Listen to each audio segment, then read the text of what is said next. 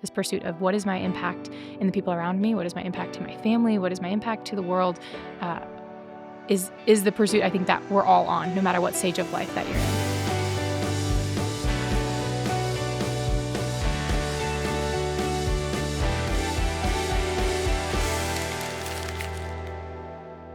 Okay, Grace, thank you for being here today.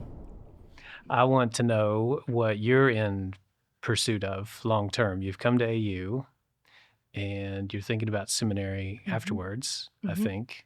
Was that the goal from the beginning? Have your plans adjusted since you've been here? Yeah, that's a great question. That has not been the goal from the beginning. I actually started at another school in Indiana. I was in Indianapolis, and I was pursuing a degree in nursing. And it was kind of around the height of COVID, and being kind of far away from family and in another state was not ideal. So I ended up coming back home to Columbus, and I took a year off, and I worked in preschool, hung out with babies for a year. It was awesome. And then I thought, okay, where do I see myself? I know I want to go to school. I know I want to pursue an education. So what does that look like? And I still thought at that point that nursing was the way to go. So I transferred to Ashland and started nursing. And then about a year in, I switched my major, and I switched to a social work and a degree in religion. So very drastic switch for me. And it was really hard at the time because I always saw myself in like the medical field or the science field. Through high school, and even when I was younger, I always said, like, I wanted to be a vet or I wanted to be a doctor. Science was always something that I loved and was good at. So I thought that that was the route. And so when I switched to something that had nothing to do with the medical field, it was a little scary. But I felt affirmed by just my calling and people around me that saying, like, this is where you're meant to be. Yeah. So you're a double major in social work and religion. Yes. Yeah. And it's not too far off from the medical field. No, it's not. Because your goal here, I think, is counseling rather than strictly theological study. Is that right? If I do come to seminary for the clinical counseling program, that's also kind of what I'm looking at, would be working in a hospital maybe, or with children and families at like an agency, but just kind of this like personal one-on-one conversation, helping people to experience their best lives and to feel healthy and confident and strong and work through like really hard things. Yeah. I am a big fan of not planning your life early on. I know the temptation is always to have it all figured out. And sometimes your community can pressure you into, or your parents even at a young age, what do you want to be? Right. My wife sometimes still feels locked into what her mother asked her what she was going to do at 5 or 6 years old. And she's since done different things. And sometimes your family or your community will wonder, oh, but you said you wanted to do this. So no, I'm a big fan of letting people, I always think of those bumpers at a bowling alley where the bowling ball, you need to be on a good track. Right. But Lord willing, you've got family and community to keep you from, going off the rails or going in the gutter, so to speak. But that you're going to go through different experiences, you're going to meet new people, and you're going to slightly adjust and recalibrate all along the way. Yeah, there's actually a freedom in not planning. I think that's what I've come to realize. Just being open to what doors will be available and where I'll be in my life. There's like, I have an idea. I'm a dreamer a lot of times. And so I'm like, here are the dreams of what I could do or what I want to do or where I could see myself. But knowing that any of those paths will be great, and that anywhere that I lead, I'll find joy and purpose, that takes a lot of stress off of trying to plan like what's tomorrow, because it's hard to do. Yeah. And you and I, as people of Christian faith, there's an added component where we look to our church community. Obviously, the scriptures first, our relationship with Christ, but then the church community around us to hopefully, again, speak into our lives in good ways, to call us out if we are out of line in some regard. It's good to have accountability in life, I think. But also to either affirm a calling, to encourage us if we need to change routes. So, I'm a big fan of not being too specific, because then you can set yourself up for disappointment. Oh, okay, I guess I failed in that regard. But no, so you get certain things right, and I think a lot of things take care of themselves. I certainly operated early on by the unicorn theory, that there was one perfect magical thing out there for me, regardless of the category. Did But it I've feel, since seminary professor from like age 5? Is that what you were looking for? no. Finishing school was hard enough, Yeah. let alone being paid to do this now. No, Right. so no, for me it was a church community that invested in me against, I think, conventional Mm. wisdom. I was not somebody you would want to put money on, I think, is in terms of a successful trajectory. But through the love of that community, leading me to faith in Christ, investing in me, again, not just personally, relationally, but sometimes monetarily, helping me finish high school, which I was the first in my family to do, then go to college. The denomination I was a part of, helping fund that, the same with seminary. But no, never a professor. And then in seminary got bit by that bug and decided, I think I can serve the Lord in this way. But you don't know all the options out there when you're young. The church that I came up in, I felt like there was one of 3 options. I could be senior pastor, youth pastor, or be really crazy and be a missionary. And that was about it in terms of ministry, Right. which I felt called to. Right. But I couldn't have dreamt that I get to do what I'm doing now and serve the different communities that I do, all the way from, I wore my YBS bracelet, as I said before we started, from youth Bible studies all the way to doing Doctor of Ministry seminars that we do here for people in ministry who are a lot older than me. So I love that age range. And if anything, the Lord saved me from the very specific thing I thought I wanted to do. And now I get to do a lot of fun things so that it's never too boring. I get to move around and be with different people in different places. I agree with that for myself. I think the community of Ashland and especially my church family have just shaped my life in these last 4 years to think about priorities in a different way. I did not grow up in a Christian home. My parents don't know Jesus, and so the cultural norm for them was like finding success, making money, which when I look at it now, I'm like, if you don't know who Jesus is, that those seem like the milestones that you have to reach.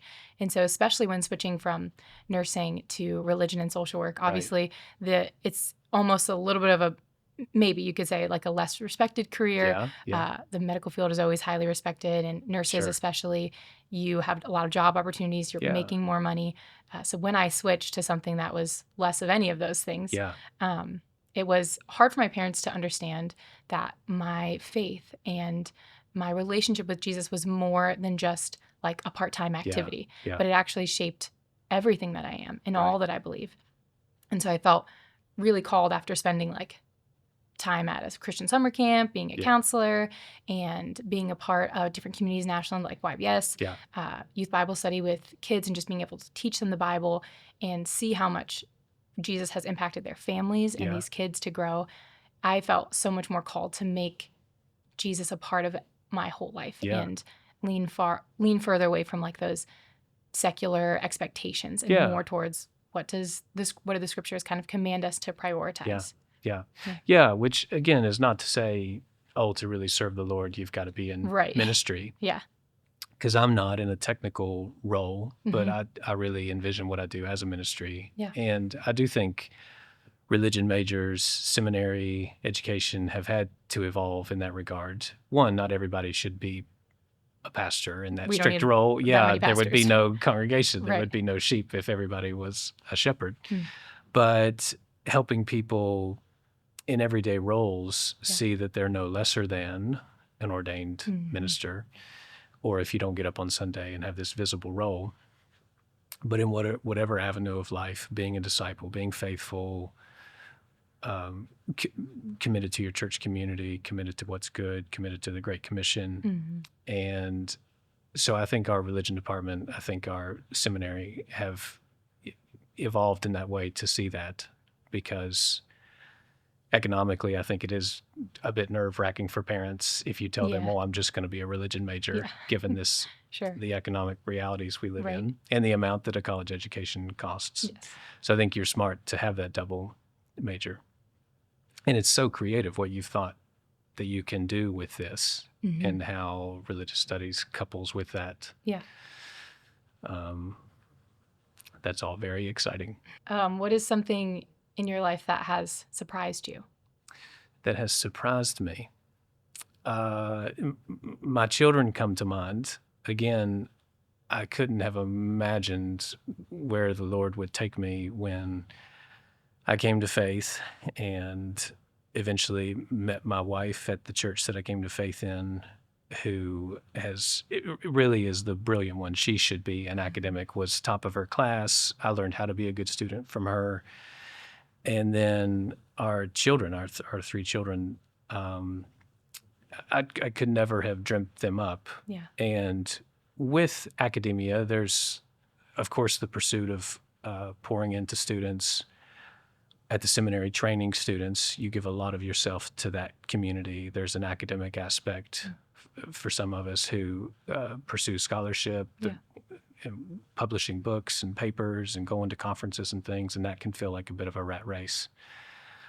So the temptation is that the people who should be most important to you become secondary. That certainly happens in ministry, but it can even happen in academia for professors. Right. And so I never want to take them for granted, and I never like to be away from them. I never like to leave home too long on trips alone. I'm miserable if I travel alone and if I'm not with them. So they're just such a source of joy, and I guess surprising in the sense, again, that I just couldn't have dreamt them up. And the older they get, their personalities are coming out. Yeah. And it's just a beautiful thing. So it reminds me, it resets me as to what's important. And Ashland is a total paradise to raise them in. Oh, yeah. We've lived in bigger cities. We've lived in the middle of nowhere where I grew up. And Ashland is that perfect balance. We're so close to so many neat things in the surrounding area. But this place, again, is such a great atmosphere to raise them in. They love it here. If we ever leave, they'll be just... it'll be tragic. Yeah. They won't handle it well. Well, we would miss them too. Yes, well, thank you. So, yeah, they've been very surprising to me. Yeah. What has been surprising to you? You're a senior now. Mm-hmm. Okay, so I imagine you are ending at a very different place than you started. You talked about your majors, obviously, but what has surprised you along the way? I never expected to be in a small town like Ashland. Growing up in a big city like Columbus, I graduated high school with like over 600 people, and it was just like constant stimulation. There was always things going on, just like being very aware of surroundings all the time. And so I never expected to be in a small town and like the small town. Yeah. And some people might say like Ashland's not really a small town, but to me, it feels small. Yeah. But there's been such a connection that I have formed with people that has been so surprising, I think. I have coached middle school cross country and track for the past 4 years, and I never thought that I would be a coach. I ran cross country in high school and track for all 4 years. I ran in middle school, and I loved it. Running was just like a part of my life.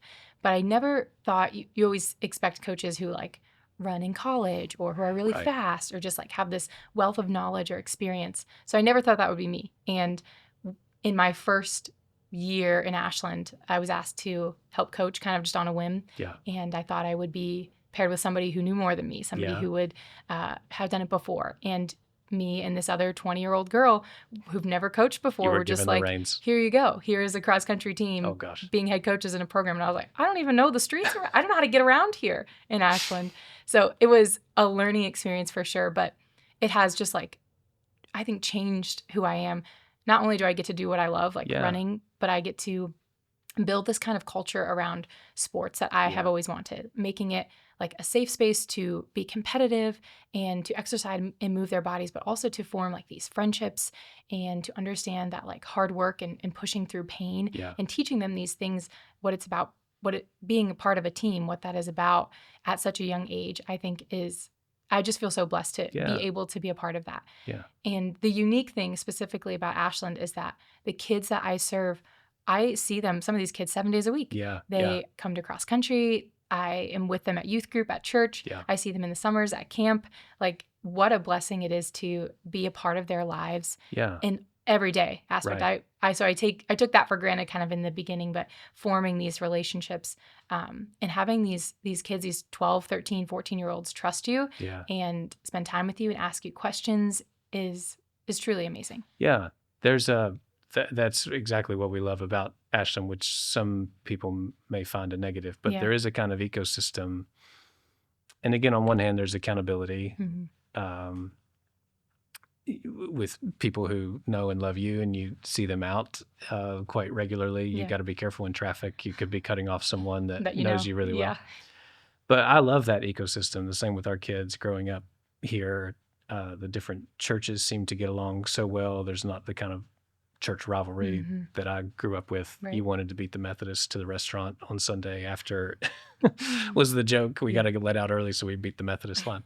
Who's going to get to brunch first? Yeah. At the buffet. So no, here there's a sense of partnership, community investment. Yeah, my neighbor runs on your cross country team. Trevor, love him. That's how interweaved the whole city is. Right. And again, some people might not find that a plus, but I do, because nobody's trying to keep an eye on you or berate you about, are you doing this, are you doing that? But it is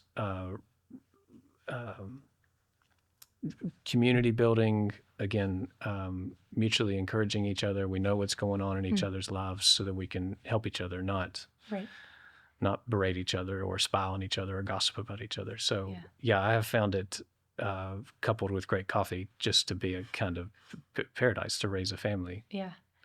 I was just talking to Kate the other day, and she was like, Ashland is, it's hard and beautiful at the same time. And it's this idea of being known and being known. Yeah. So it's like we known within the community in such wonderful ways, professor, being at church, with youth, and then also being known. So like when things get hard or when you make a mistake, which is natural because we're human, sometimes it feels like you're under a lens and you're like, oh, I'm afraid to go do this thing or to connect with these people again because this happened or because, which is just a part of being human, but sometimes in a small town or like a fishbowl, like everyone's kind of looking, which they're really not, but it can feel that way of like, okay, this is being known, and being known is hard. But I think that living in isolation or apart from community would be much harder. Right. Now I wanted to ask you as well, Ashland is not, though it has this rich Christian heritage, that's not required of students here. AU being different from the seminary, where it's sort of a given that if you're a part of the seminary, you probably follow Jesus. Person of faith. So I'm curious, as a Christian, as a student, how have you found your classes on the undergrad side? As a teacher, I know that the classroom can be widely diverse in terms of the viewpoints. How have you found that? Yeah, well, especially with religion and social work, they can sometimes clash. Yeah. The social work world obviously is focused on social justice, and especially for people who are like disadvantaged, or our job as social workers is to be an advocate for everyone, no matter what their life circumstances are, what they are looking for, what they're going through, but just giving them the options and supporting them to hopefully come to a better like life or a better like feeling, or just being able to be more successful in whatever way you think. And so that we sometimes have to talk about or we often talk about like different issues of LGBTQ or abortion, or just like the levels of wealth within the United States and especially in Ohio. And some people can get a little fiery on the social work side about that, and some people can get fiery on the religion side by that. But I actually find it refreshing to be able to have conversations in both ends. And my professors especially have done a wonderful job of saying like, it's not our jobs to like figure everything out, but just how can we be the most educated, and how can we just present ourselves the best in the world that will help people within our community and outside of our community without putting our own thoughts aside. Because my faith is the most important thing to me, and it might cause tension with social justice issues, but it doesn't change the way that I connect with people or respect them or care for them or love them. And Ashland does a wonderful job of like smoothing that out. Like I have plenty of fiery debates with people on the social work side or on the religion side, but in the end, I know walking out of those doors that most people feel just this sense of renewal to love their neighbor. Yeah. No, I have found it to be a total sweet spot in that regard. My education was initially very conservative, evangelical, and then studying history in secular schools in Europe and in Canada, public universities, which I never felt persecuted, but I couldn't be as public with my faith as a Christian university, for example. And sometimes you get a feeling like maybe people are hostile to the things I believe. Right. But Ashland really does hit that sweet spot of you don't feel swallowed up like you do at a public university, or you don't run into the kind of hostility you might as a person of faith if you take certain views. But then also it's not everybody around you thinks exactly like you. So you do get sharpened a bit in articulating what you believe and why you believe it. So I think for a person of faith, it is very sharpening in that regard. You can't just take for granted versus if you're in a bubble where everybody agrees with you all the time. But then there is certainly room for you to express your views. And again, my experience being here a few years now is it's always been cordial in that regard. As a professor, I don't feel the need to hide that. Sometimes as a professor, you pretend to be a bit antagonistic because you want people to feel a little uncomfortable in the educational process. If you show your cards and you're totally open, students might think, oh, okay, well, I'll say something that they agree with and that'll help me succeed in the class. But the learning process should jar you a little bit. It shouldn't destroy you. That's bad. And I've certainly been in classrooms where that's the case, where there's sort of a delight in tearing someone's faith down. But you want to build stronger people all around, and you should have good reasons for what you believe and be able to articulate it. That's the strength of a liberal arts setting, that we've got a lower student-faculty ratio where we have room for those discussions. And hopefully there's a mutual respect in the room that even if we disagree with each other, at the end of the day, if you've articulated reasonably a good defense for where you stand, and I have, that there can be that mutual respect. So Ashland, for me, from a professor standpoint, has given me the room to do that, where I've not always felt comfortable doing that in other institutions. So we're just singing Ashland's praises here is what we're doing. We are. Who has been someone in your life that has been influential to your work or just your life or the way that you approach life? Yeah, several people for sure.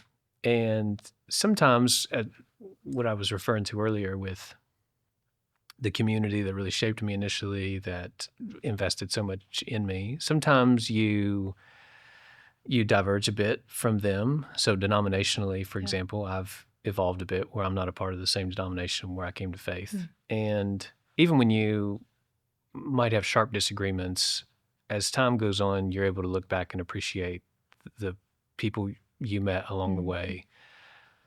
Even if you don't entirely agree with them on everything now, or the communities that shaped you, again, you might not be a part of them. But again, the older I get, the more time I can look back with appreciation that at that time I needed them and they shaped me in the way that I needed at the time.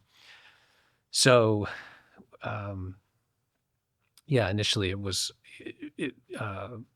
the ministers who invested in me, the youth pastors, the senior pastors that I was around that took me under their wing, trained me where I had apprentice type roles. They were so important and put me on the path that I'm still on. But the people in my life who have particularly shaped me have not been too domineering. I guess they certainly hold their convictions, but they've not forced them on me. And I've certainly been around those people. I think we all have, who are sort of my way or the highway type people. So that degree of humility was always really winsome to me and something I wanted to imitate in the people I really looked up to, which either pastors, scholars, or just regular people. I still want to just grow up to be like my wife. She, to me, is she's pretty awesome, perfect in every way. I'm just trying to rise to her. I duped her into marrying me. She had Somehow a you tricked her. momentary lack of awareness, and Yeah. then I tricked her. Yeah.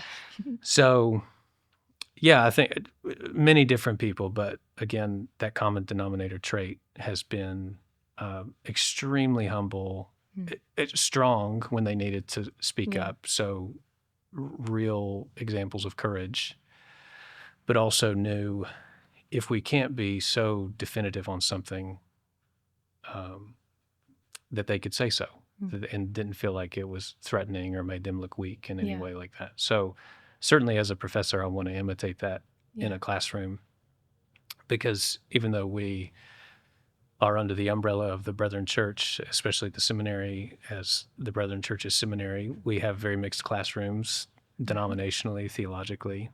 And so we don't always agree on Right. everything. We don't have the same theological systems or maybe ethical differences on how to handle certain situations. So again, it goes back to that, what I've experienced on the undergraduate side, which is we may differ here, but if you can articulate a good defense scripturally, historically, traditionally, then there can be this mutual respect even when we disagree. Obviously, we're a little bit tighter as a seminary community because, again, we're operating on the assumption that we're all believers here, Christ followers. Yeah. But I'm a firm believer that there can be some wiggle room within the church, within the bounds of orthodoxy, where we can take different positions on things. There are certainly boundaries, and I don't want to muddle that or say that there aren't. It's not just the Wild West, but what is that acceptable degree of diversity within the church, within orthodoxy? So I'm very passionate about that. Again, even if we disagree, that you've got a good articulation for why. Yeah. And the people I really respect and want to imitate, they've had those qualities where they can be tight-fisted when they need to be, and then they can be loose-handed on certain things.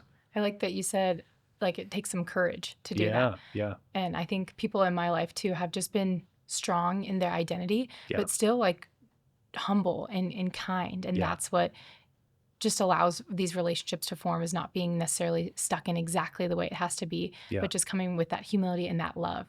And being in your 20s, like, it's hard. You reflect a lot on your life, and my life not being that long so far, but thinking about high school, and I always wish that like friends treated me differently, or this person did that. Like, it's easy to say, I wish this was different, I wish that was different. But reflecting now and thinking, like, there was a purpose and a time for each of those people that influenced my life. Even if they weren't necessarily a believer, it still shaped a part of who I was. In coming to Ashland and being with people who are a part of the Christian faith and have allowed that to kind of change their lives, have influenced me. And I can be pretty stubborn. At times I can be pretty stubborn on like what I think is true. I'm not agreeing with you. You can agree with me. I'm pretty stubborn. And so it's taken courage, I think, for people in my life to even say like, hey, I think that your life would be improved if you did this. Or just to kind of like call me out on things, which then, I get defensive and I'm like, oh, this person's trying to poke me for this. But reflection on that people have just come in such love. So it's not, that's what I've learned, I think, continuing to grow, is that people with criticism, even helpful criticism, or when they come in love, especially exemplifying Jesus' love, I take those things a little bit more to heart. And I kind of don't have to rely on the stubbornness or what I think is correct. And I can learn from people who have done life like ahead of me to say, this is what I've come to know. And so, kind of applying that to my own life. Which is always where it should come from. We're just further down the road. Right. So it's not like we have this all-seeing vantage point, but there's a little bit of wisdom, hopefully, that comes from being in your 30s versus being in your 20s. And you can't avoid hard things as much as you wish you could. That's why I often say I don't regret much. I wouldn't take many things back. I'm certain I did things that I shouldn't have. Sure. But this school versus that school. At the time, I made decisions just with the toolkit that I had, out of the wisdom that I had, and hopefully the community speaking in, again, through a personal relationship with Christ, praying, seeking. So you do as much as you can, but you've got to make a decision. And sometimes it's not the smooth path. Sometimes it just is difficult, but that's what shapes you and strengthens you. So I often say, yeah, I don't regret, but I certainly wouldn't do several things again. Right. Because they shaped me and it was painful at that time, but you needed to go through it. And again, just to bring it back to educational philosophy, that's to me what a liberal arts setting should do. It should shake you a little bit. It should be difficult to a certain degree, where you're really wrestling with what's important in life. Yeah. I think certainly from my perspective as a high schooler going to college did seem kind of like a theme park. You get to go off and be with other people your age and have fun and things, but it really can be an important step in human development. I don't want to say the only step, because people go different paths and equally worthy paths. But life gets busier and busier. So those things that I said I would read if I didn't have time, I'll read that down the road, or I'll think about that down the road.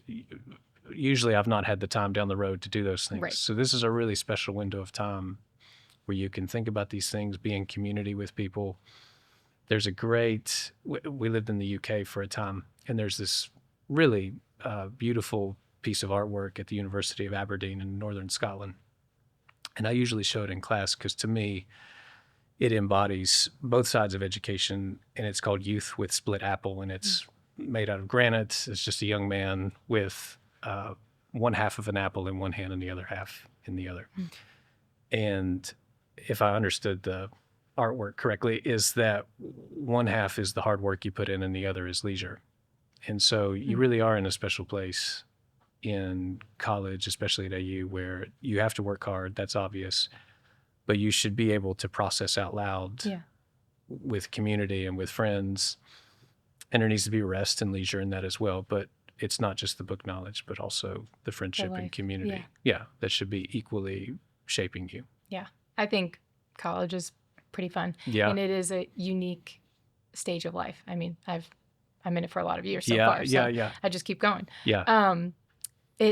To me, being even on campus or just around, just in this stage of life where there's not those commitments. I don't have a husband. I don't have a family. Yeah. Like those things that aren't keeping me in one place or even occupying my time. Right. There's a lot of freedom to just enjoy lots of different things. And there's plenty of opportunities to get involved in like on campus ministry or sports or extracurriculars and hanging out with friends. But what has been, I think, truly beneficial for me is just like coming to know who I am and exploring and trying new things.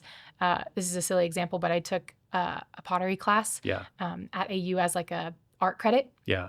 And it was one of the most fun classes I've ever taken. I'm not super artistic, but just being able to like work with my hands and play in the clay and do something creative, and also be with a group of students who are normally in the art building that I've never met before, or a professor that I didn't know. Just these new experiences that like you wouldn't get in just normal adulthood when you're going to, you're in your career, you're in your like regular function, your regular systems. The ability to try new things without like any much impact is very exciting. Yeah.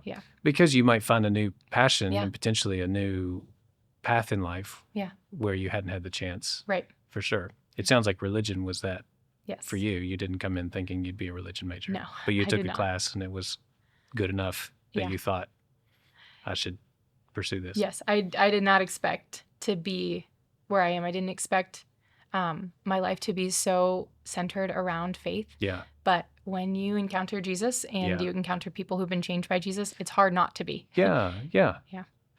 Where there's not a selfishness like you mentioned in the beginning, and not a selfishness that's driving you or a sense of status. Right. And I've kind of always been, now that I look back, I've kind of always been very empathetic and very compassionate. And so I've connected with people, and I've always usually put others before myself. And now I've had to learn boundaries and like what that looks like just in adulthood. But even when I was younger, I'm just constantly looking at the other person or seeing what I could do to help. Yeah. And so that has led me to be in this like helping career of, and I pair religion with social work and wanting to be a counselor and just sit and talk and give Yeah. advice and encouragement to people, because that's been what's so changing in my life too, is people who are willing to do that. Well, and it sounds tethered to, like you mentioned, things in your youth, things Yeah. in your past. In my outlook, it has not always been something wildly different Right. from, in terms of calling, not wildly different from the things that you were passionate about, that you were trained in. Our pastor, Nate Beebout, he has a great philosophy on this. Sometimes the Lord calls you to hard things, and that's certainly true. But sometimes I meet people who think, oh, I like this thing. The Lord couldn't possibly be calling me to that because he only calls me to hard things. Right. And again, we just talked about sometimes you go through difficult things and you need to, and they shape you and sharpen you in really good ways so that you're a better person on the other side. But I also believe that the Lord works through our passions and desires. And Yeah. if we love good things, that he often gives us chances to exercise those skills and to get better at them. So it sounds like the seeds of where you're going were already there. Yes. And this is, again, why it's so important to process these things out loud in Right. community, because I think they will give us a sense of where we're going and Yeah. what we should be doing with our lives. Yeah, to be affirmed by community has been impactful for me. Yeah. By saying, like, when people ask, like, what's your major? What do you plan to do? What's next? Yeah. I'm like, well, I want to be a counselor. I want to be a therapist. And Yeah. they're like, oh my gosh, you'd be so good at that. And like just those little moments of Yeah. people who know you Right. and have seen you interact, affirming in that way. Yes. And just like you said, it doesn't always have to be so hard. Like Yeah. the Lord does use our gifts and our strengths to bring us into that calling. It doesn't Yeah. always have to be the hard thing, but we also can't avoid the hard. Yes. Right? Like Nate also says we've talked about this, but choose your hard, right? Yeah. It's hard to be in isolation and it's hard to be in community sometimes. Yeah. It's hard to be in a relationship. It's hard to be single. Right. It's hard to pursue an education and it's hard to not. Yeah. Like where this pursuit of something outside of just like a selfish or a Yeah. personal thing, this pursuit of what is my impact in the people around me? What is my impact to my family? What is my impact to the world? Is the pursuit I think that we're all on, no matter what stage of life that you're in. Yeah. Yeah. And if I can say from experience, if you love something, if you feel like it is your calling, what you're meant to be doing, the hard parts you will more easily endure because you love that thing or you feel like it's worthwhile. I mean, there are always moments of doubt where you think, I could be doing something Yes. easier, less challenging, where you have moments of again, reevaluation. Should I be doing this? And hopefully, again, doing that in good community. But I will say it certainly makes the difficult things easier to endure. Yeah. So we're all looking for that right thing, that sweet spot for us, where even when it is difficult, that we stick with it because there's a greater goal in the end. Yeah. So what are you going to do for the rest of your life? Do you know exactly yet? Do you have that mapped out? Are you going to stay in Ashland forever? I do not. Ashland, it's like a black hole a little bit. Okay. They want you to stay all the time. Yeah. The thing is, you come in, you make this beautiful community, and then they're like, never leave. I know, yeah. So it's pretty beautiful here, and I wouldn't want to change that. I don't know if it's forever where I'll be. I definitely feel called to, or maybe even called is the wrong word, but I love to explore and to see different places and to meet new people.